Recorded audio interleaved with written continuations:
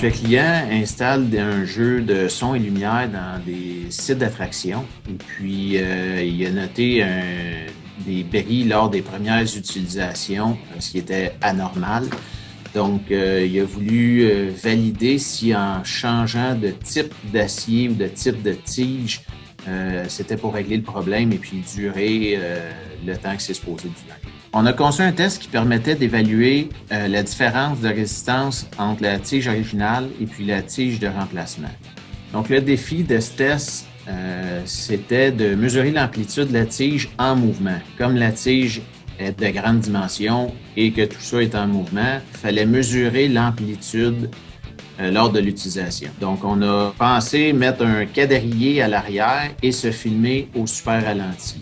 Les techniciens ont agité la tige comme une utilisation normale pour mesurer le positionnement de la tige en mouvement. Donc, à la fin, on avait les amplitudes max de chacune des tiges et on a mesuré aussi la déformation permanente de chacune de ces deux tiges-là afin de constater la différence entre les deux. Puis celle qui avait le moins de déformation permanente nous permettait de croire que c'est elle qui aurait la meilleure durabilité.